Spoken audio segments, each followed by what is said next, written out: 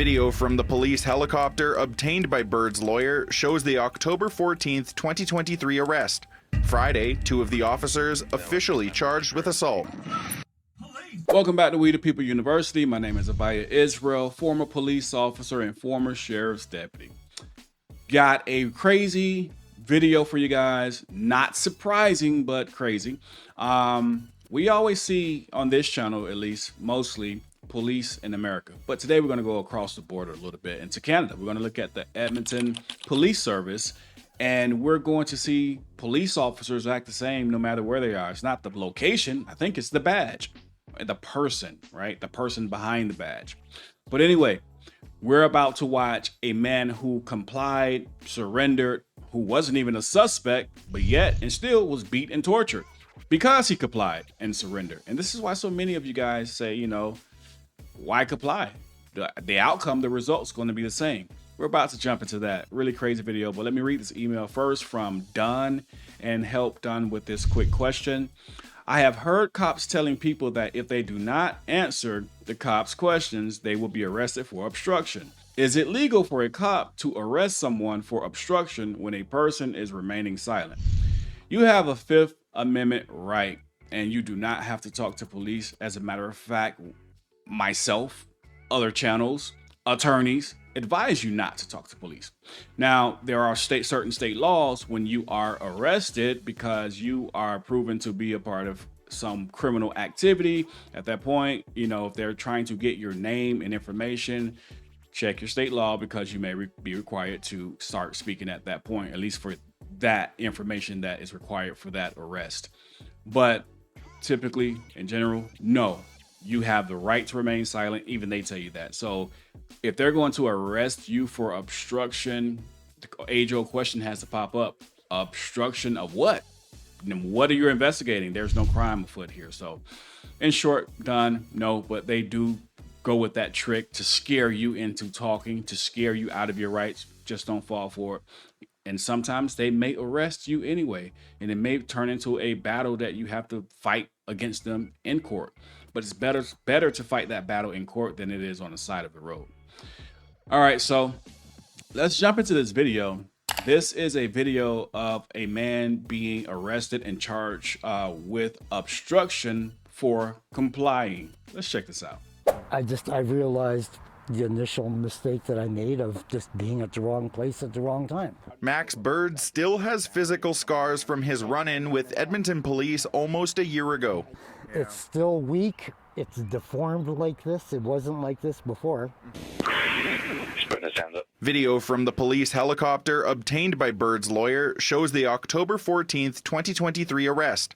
Friday, 2 of the officers officially charged with assault. It happened near the White Mud Drive and 66th Street. Bird says he was walking home from an area near Millwood's town center through Millbourne, the neighborhood he grew up in, when he saw what looked to him like a car accident, saying he went to help.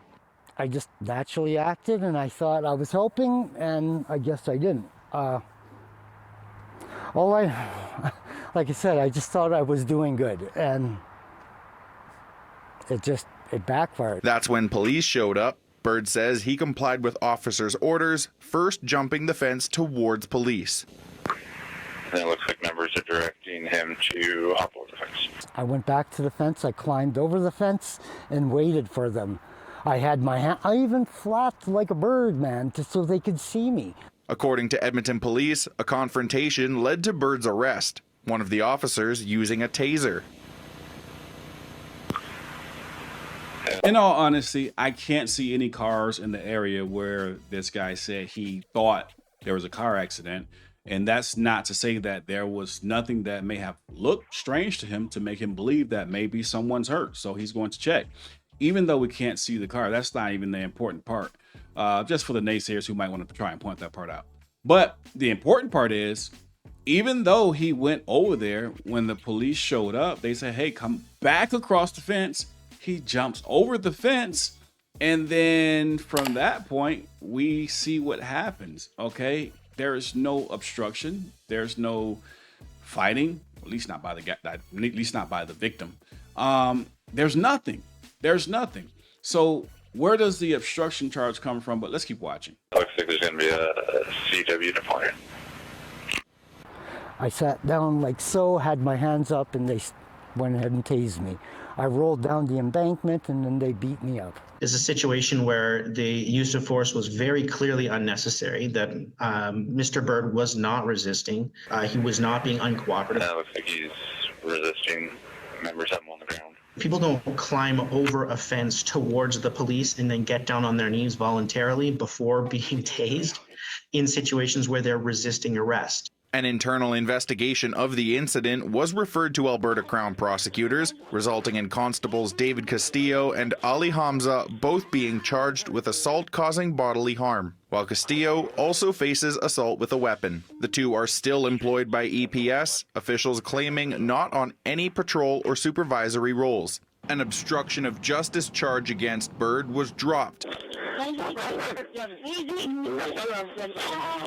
Now, for the naysayers who may say, hey, this guy was probably a part of some criminal activity, I couldn't see a car on the other side of the fence because you can clearly see if a car is around or not. And as I stated earlier, yeah, I couldn't see a car either. Okay, I can admit that. I can see that there's no vehicle, at least to where I can see it. But that doesn't mean he was a part of criminal activity. And I want to play this part of the clip from the helicopter viewpoint. And you can hear what they're saying. Like, he was not a suspect. They didn't think he was committing a crime. It's, hey, some guy, well, he jumped the fence. Let's go talk to him.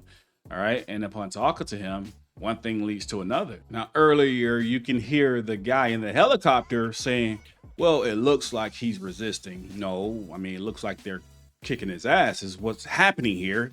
He jumps over the fence. His hands are up. They taser him. He rolls down the hill. They immediately jump on him, and you start seeing the punches come out.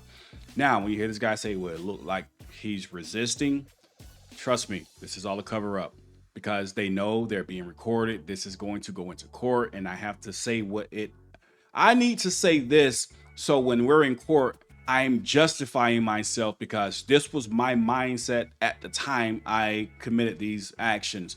I felt as though he was resisting. That's why you hear police officers all the time say, stop resisting. Even though you're laying motionless and sometimes unconscious, they're still telling you to stop resisting because the body camera may be covered, but they can hear the audio. Okay, the audio will be replayed in court, and that's the whole point. No different from this BS that we're watching. There was a guy that jumped the chain link fence, and he's just going up to a, looks like a black car. We're going to go talk to him, but looks like he's going to hop the fence again.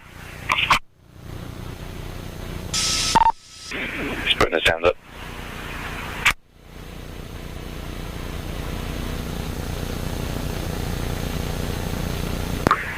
And it looks like members are directing him to hop over the fence.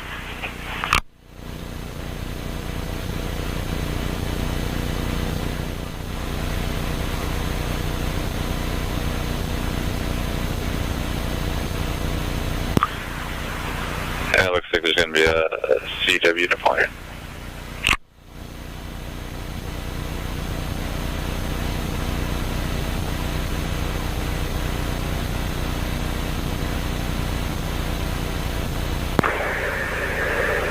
It looks like he's resisting. But the arrest is a moment that has led to long-lasting injuries in his arm. I have to use both hands. I don't even have the strength to hold a cup of coffee anymore. And it's just anybody who knows me, like, I didn't look like that last year. Bird is also filing a human rights lawsuit, saying he hopes this can lead to improvements in EPS hiring and training practices. In Edmonton, Elliot Connaught, City News. Well, I guess it's what we all know. It's not actually, I guess, the place, America. It's the person behind the badge, and then it doesn't matter where you are. But what I can say, just like in America, nothing happened. They're still employed, you know, they got paid leave, and they're being paid by tax dollars to take a vacation while the department investigate themselves, and we know how that's going to turn out. If you have tyrants in that area in your country and they have a badge, these are the outcomes and the results that we typically see. But no matter where you are, you have to learn how to fight back legally and lawfully, learning your rights, learning your state laws or the laws that your country has so you can beat these tyrants at, I can't even say at their own game. I have no clue where this game came from. Know your rights. Always record the police. With that being said, We the People University, signing off. Be sure to visit WeThePeopleUniversity.com, where you can find our latest YouTube videos, more about myself, why I left the police department, merch, and more. If you have a police encounter that you would like highlighted, visit our website and click the Submit Videos tab. Fill out the video form submission so that we can hold these tyrants accountable. And if you guys still haven't purchased my book, Living in the World of Tyranny, you can do so at WeThePeopleUniversity.com by clicking digital copy to read it right on your phone, or you can buy the hard copy or the paperback directly from Amazon. Also, be sure to pick up your free ebook to give you tips and tricks on how to deal with cops when you encounter them. And for those of you who are still trying to learn your basic rights, register for our course to learn how to deal with police so that your rights are not violated when you encounter cops. All this and more at WeThePeopleUniversity.com.